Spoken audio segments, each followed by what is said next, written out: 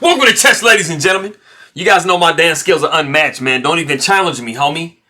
Alright, so as you guys know, probably, or you don't know, but you know now, we do have the Grand Chess Tour going on, and it is the Superbet Romania.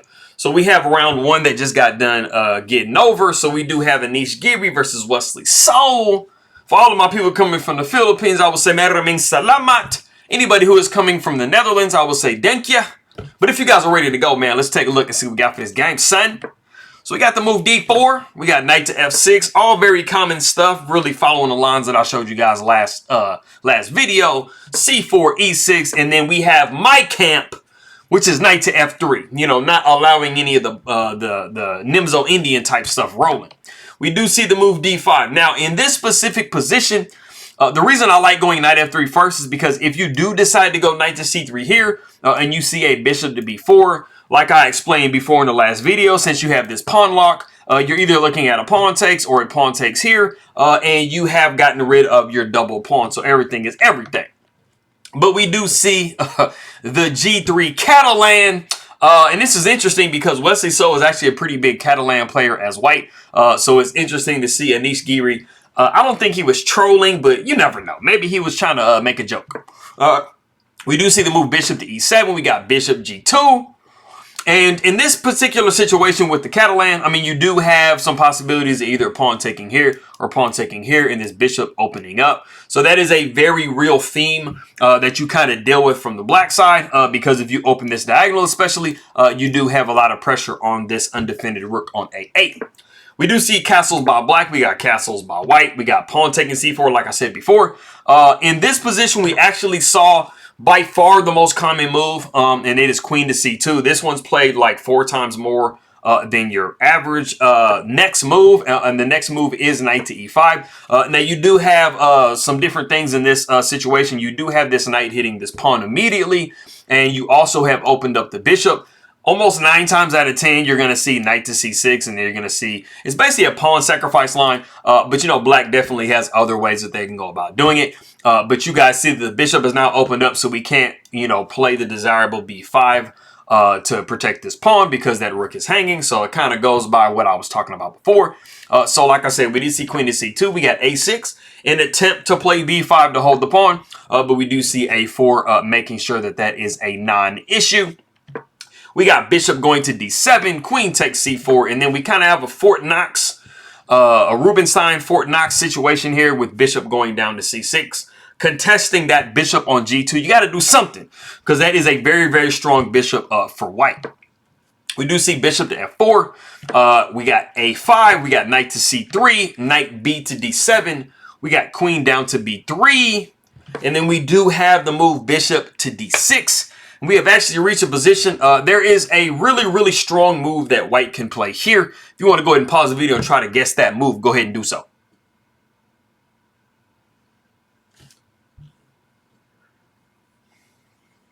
Okay, cool. So I actually kind of gave the answer away earlier. The move is knight to e5 that I'm looking for. There were other moves that are possible in the position, but that definitely is a really, really nice move. Like I said before, it does open this bishop up against this bishop. You definitely don't want to take with the knight because you're going to be looking at pawn takes, and I mean, you're forking your pieces and stuff like that.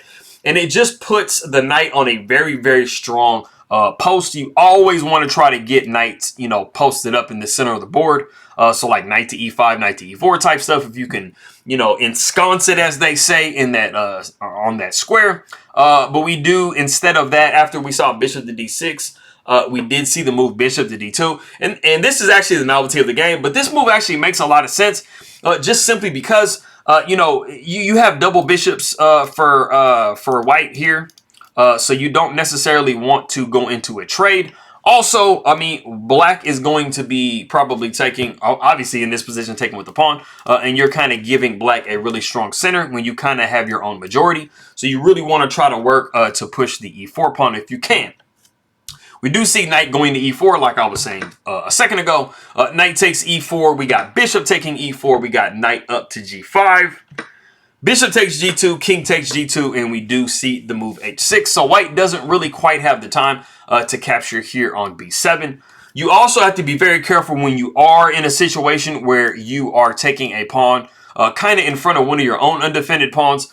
You'd like to get this pawn defended first before you go start grabbing pawns and just kind of, you know, being a-okay with the material. We do see knight going back to f3. Now, something I do want to mention in this position here. As you guys can see, you have a couple different options. Logically, if you want to retreat your knight, you have knight to h3, maybe redirecting to f4. You have knight back to f3, just putting it back where you had it before. You also have knight to e4. The most attacking move out of all of that is actually going to be knight to e4. You know, you do have completely equal material. So in an effort to try to trade a knight for a bishop, or also just to imbalance the game a little bit, because, you know, everything is pretty much balanced, knight to e4 is a definite, like, good option. But like I said, we did see Anish Giri go knight to f3, which is a very safe move in its own right. We do see the move b6, finally protecting that b7 pawn. Rook a to d1, we got queen down to e7. We see the move e4, so we do see that white was able to get that move in. We got bishop to b4. Bishop takes b4, queen takes b4, queen takes b4, pawn takes b4, and then we have to go b3 because our a pawn was sitting there looking kind of lonely. We got the move c5. And I mean, basically black, if you're looking at the situation from the black side, you know, you do, it's not like it's the end of the world, but you do kind of have a situation where you do have double pawns, and you'd really ideally like to get rid of them, and kind of correct your pawn structure. So c5 actually makes a lot of sense. It's also one of those thematic moves when you have a d4 opening played as white. So it's super logical. We do see rook going to c1. We definitely would like for black to capture here because then you are kind of strapped with these weak pawns. It doesn't mean the absolute most in this particular game.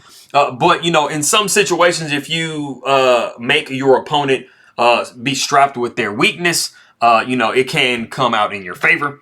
We do see pawn taking d4, knight taking d4. We got knight down to c5.